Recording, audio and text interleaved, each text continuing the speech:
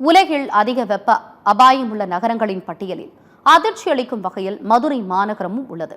இந்த ஆய்வு முடிவு குறித்து இந்த தொகுப்பில் காணலாம்.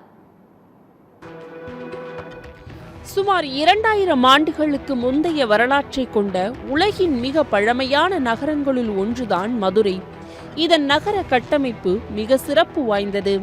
அதேபோன்று கண்மாய், குளம், வாய்க்கால் என நீர்நிலைகளால் நிறைந்த ஊராக திகழ்ந்தது என்பதை குறிக்கும் நீர்நிலை என பொருட்படும் ஆலவாய் எனும் மற்றொரு பெயராலும் மதுரை அழைக்கப்பட்டது. ஆனால் இன்றைய மதுரை இதுதானா என ஐயம் எழும் அளவிற்கு சீரழிந்து உலகின் அதிக வெப்ப அபாயம் கொண்ட நகரங்களின் பட்டியலில் 7வது இடத்தில் மதுரை உள்ளது என ஆக்ஸ்போர்ட் பல்கலைக்கழகம் எச்சரிக்கை விடுத்துள்ளது. வெப்ப அச்சுறுத்தலுக்கு உள்ளாகுதல், பாதிப்பிற்கு ஆளாகும் தன்மை, சமாளிக்கும் திறன் என 3 முக்கிய கூறுகளின் அடிப்படையில் மதுரையின் வெப்ப அபாயம் கணக்கிடப்பட்டுள்ளது.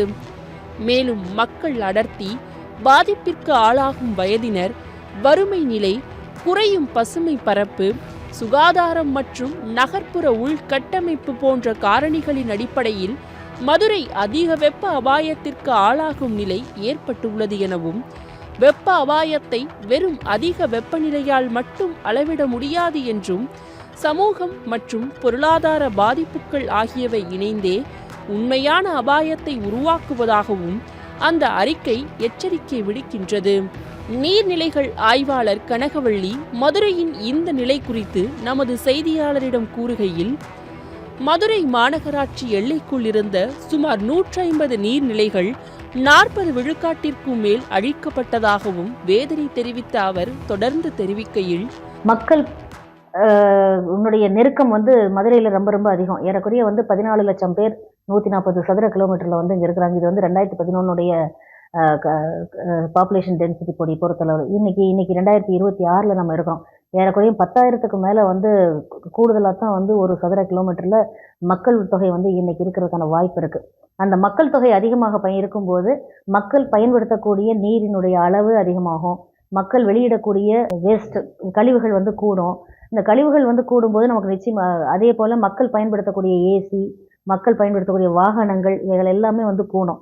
அந்த கூடுதல் ஏற்படுகின்ற போது அதற்கு ஏற்றாற் போல நமக்கு புவி வெப்பமடைதல் கூடும். இதில் இந்த விவகாரம் தொடர்பாக சுற்றுச்சூழல் ஆர்வலர் பிரசாந்த் நமது செய்தியாளரிடம் கூறுகையில், பாரம்பரிய பெருமைமிக்க மதுரை மாநகரின் பசுமை போர்வை உருவாக்கப்பட வேண்டியது கட்டாயம் என்றும், மதுரை மாநகருக்குள் எஞ்சியுள்ள நீர்நிலைகளை மிக நேர்த்தியாகவும் சரியாகவும் பயன்படுத்துவதற்குரிய நீர் மற்றும் நீர்நிலை மேலாண்மை மிக மிக அவசியம் என கூறிய அவர் தொடர்ந்து தெரிவிக்கையில், மதுரையை சுற்றி இருக்கிற ஒவ்வொரு பகுதிகளிலையும் ரோடு விரிவாக்கம் இல்லை வேற ஏதாவது ஒரு திட்டங்கள், வளர்ச்சின்ற பேரில் மரங்கள் வெட்டிட்டே இருப்பாங்க. சரி, வெட்டுறதுன்றது ஒரு பக்கம் நடக்குதுன்னா அதை சமப்படுத்துறதுக்கு நம்ம இன்னொரு பக்கம் பசுமையாக திரும்ப நம்ம கூட்டுறதுக்கு இன்னொரு பக்கம் மரம் நடுற ஒரு முயற்சி நடக்கணும். ஆனால் அந்த வளர்ச்சிங்கிறது இங்கே ரொம்ப ரொம்ப குறைவு. ஸோ அது ஒரு பக்கம் வெட்டினாங்கன்னா இன்னொரு பக்கம் அது திரும்ப உருவாக்குறதுக்கு ஒரு சூழல் நடக்கும் பொழுது தான்